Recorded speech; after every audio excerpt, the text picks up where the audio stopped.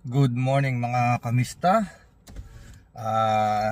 Nagbabalik po ako sa pag-vlog. This time medyo ibang klaseng vlog muna tayo. Reaction mga kaibigan, mga kamista. Welcome back to me again. Wala pang fishing pero malapit na. So ngayon mag-start muna tayo mag-vlog ng konting reaction sa nangyayari sa ating bayan sa Pilipinas. Pasensya na kayo, ano ko ngayon, nakamas, wala yung, pero yung ano lang, kasi may allergy ako sa tawag dito, sa pollen. Katatapos ko lang mag-walking, nag-exercise ako. Kasi pagka ganitong spring, papasok ang summer, napakalakas ng pollen, nahihilo ako, tapos sinisipon ako sa allergies ko. So anyway mga kamista, kamusta po kayong lahat? At ako muling magbablog. This time reaction lang po tayo. Maraming nangyayari sa Pilipinas. Medyo may mga magaganda, meron ding hindi maganda. Pero mag-react lang tayo ng konti doon sa mga ibang nangyayari na hindi ka nais-nais. Ito yung reaction natin mga kaibigan sa nangyari sa trahedya sa Naiya. Nakita naman na po siguro ninyo yung video noon. Actually kausap ko yung aking wife ng time na yon, habang nag-uusap kami. Nanonood ako ng YouTube nang biglang may mag-live. Nakita ko doon yung nangyari na merong isang SUV na itim na sumalpok at merong nakaipit na isang lalaki sa unahang gulong at yung bata nasa ilalim. Live po yun mga kamista. Kitang-kita ko yung nangyari na yun sa live ng tao na yun. Nakalimutan ko kung sino yung nag-live sa Facebook. But anyway, nung inulit-ulit ko yung video na yon hanggang doon sa may mga nagre-review na, pinakita na yung CCTV. So ang problema is siguro hindi naman sinasadya ng driver. Hindi natin alam, hindi ko pa kasi napapakinggan o napapanood kung ano yung sasakyan, kung automatic ba or manual. Kasi sa experience ko, pagka manual ang sasakyan at nakakambyo yung sasakyan mo, halimbawa naka-stop yung sasakyan mo, nakakambyo yan, tas naghahadali ka, nakalimutan mong tanggalin sa pagkakakambyo, tas naka-handbrake ka, no?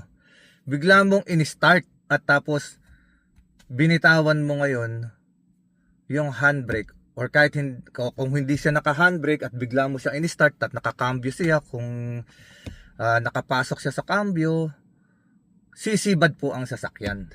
So hindi natin alam, isa sa possibility yun. Pero sa tingin ko naman, nung lumabas kasi yung pobreng mama na nakasagasa, sising-sisi siya sa nangyari. So ang punto ko lang dito mga kamista, siguro hindi mangyayari yung trahedyang iyon na napakasaklap na, lalo na sa pamilya nung namatayan. Unang-una mga kamista, yung namatay na isa is bata. Hinaghatid lang sa ama at nakakaawa talagang. First time niya palang makita yung anak niya nung pag-uwi niya na yan. Nakakalungkot,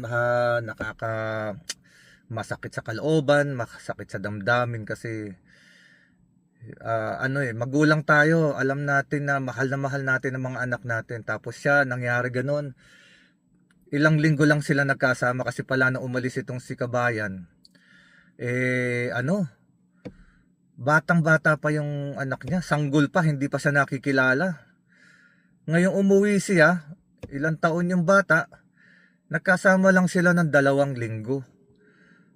At yung request ng bata, sana siya ang naghahatid sa kanya pag pumapasok sa eskwelahan. Napakasakit nun mga kaibigan, napakasakit nun kasi lalo sa ating mga magulang, alam natin kung gaano natin kamahal ang anak natin. Walang papantay sa sakit na dinanas nung lalaking yun, nung mga magulang nun. At doon naman po sa namatay na lalaki na taga Bulacan, yun po ay malapit sa amin. Abulalas, kung ang pagitan lang namin ay ilog. Ako po ay bago sumampa ng tulay, papuntang Hagunoy, at siya naman ay pagbabalang ng tulay sa kanan, papuntang Abulalas. Malamang kilalang kilala yun ng aking mga kamag-anakan doon. Hindi lang ako nakapagtatanong pa. Pero anyway, masakit dahil siyempre kababayan ko pala yung isang namatay doon. Halos kalugar ko. Ilog lang ang pagitan. Pero ito ang punto mga kamista. Okay, dumako na tayo doon sa punto natin. React lang itong atin wala tayong sinisiraan dito. Wala sanang ganong kasaklap na mangyayari kung ginawa ng tama ng kontraktor ang kanyang trabaho, or kung hindi tinipid yung paggawa ng bollard. Yung bollard po is yung mga poste na haharang pagka mayroong sasakyan na humarurot o intentional na ibinangga yung sasakyan para manira or manakit ng tao o manira ng property. Yun po yung mga poste na bakal doon na stainless. Alam niyo yun, yung mga pupunta sa airport, nakikita niyo yan. Sa design po kasi ng bollard, yung pong bollard, pagka po talagang ginawa mo ng tama, yan po dapat ay nakabaon sa isang concrete na foundation na at least 18 inches to 24 inches. So mga 1.5 foot to 2 feet ang dapat na nakabaon. At dapat iyan ay nakasilid o nakapasok sa isang concrete foundation, yung buhos.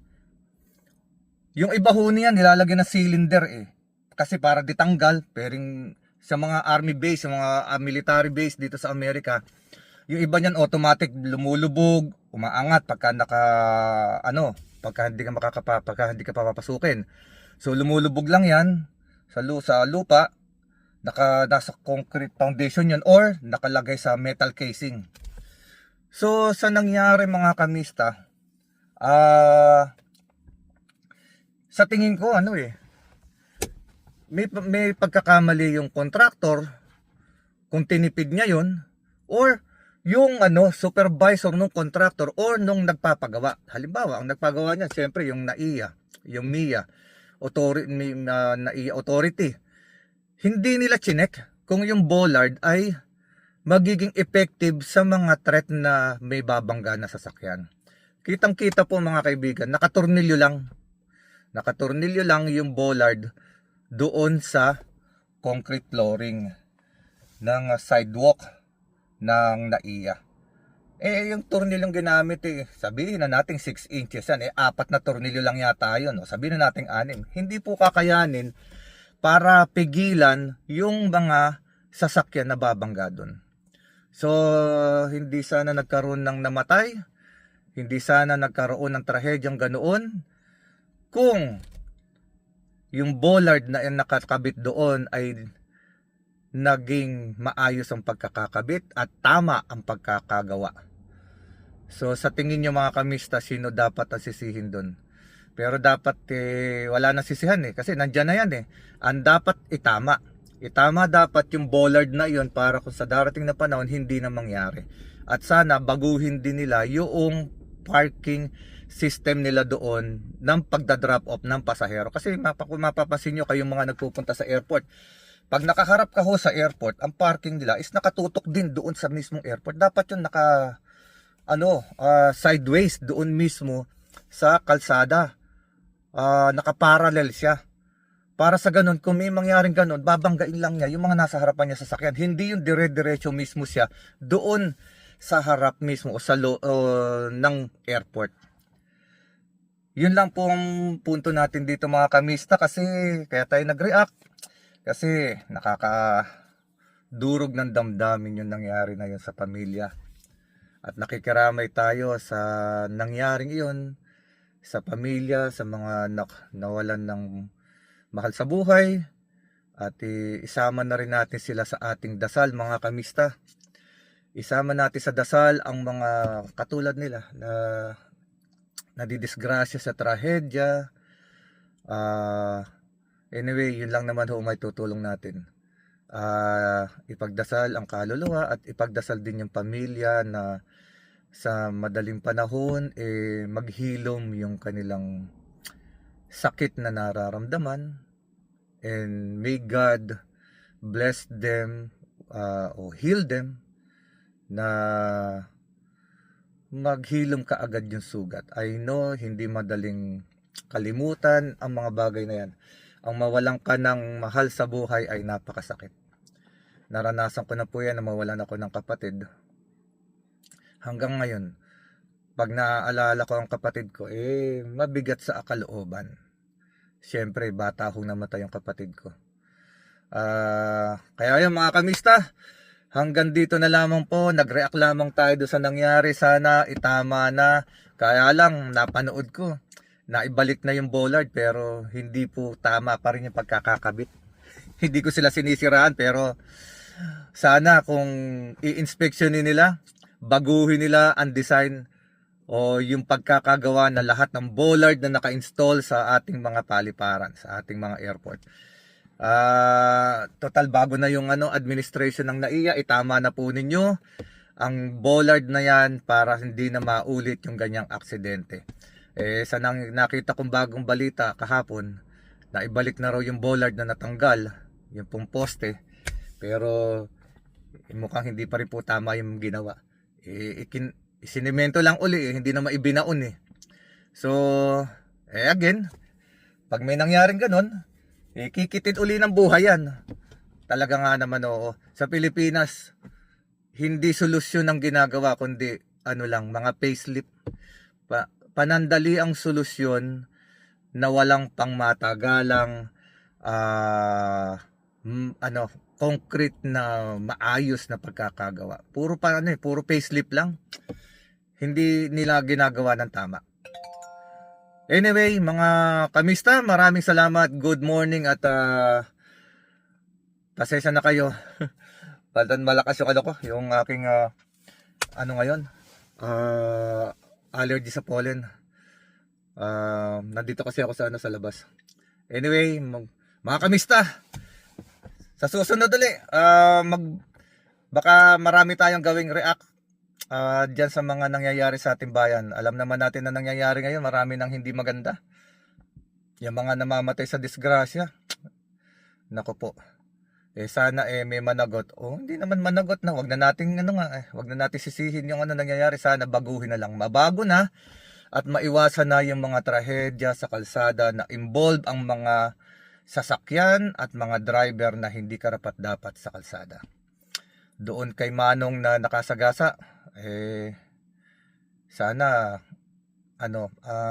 mahirap yung pinagdadaanan din nun mga kamista, kahit hindi natin wag nating sisihin lagi ang driver kasi hindi naman lahat ng driver ginusto ang mangyari yun. Yun nga lang, minsan talaga yung marami sa ating mga driver sa Pilipinas, maraming hindi nakakaalam ng tama. Nakahawak lang ng manibela, driver na raw. Okay, mga kaibista, salamat sa pakikinig. Sana masubaybayan niyo po yung aking mga darating na vlog. Puro tayo, react muna tayo ngayon sa mga nangyayari sa atin. Baka pati politika pasukin na natin sa reaction. Wala pa tayong fishing. Ay nako. Anyway, nandito tayo sa Edmonds yan, at sa tabi pa rin tayo ng tubig. Mahilig tayo sa tubig. Parang isda. Okay, mga kamista, have a good day. Maraming pa salamat.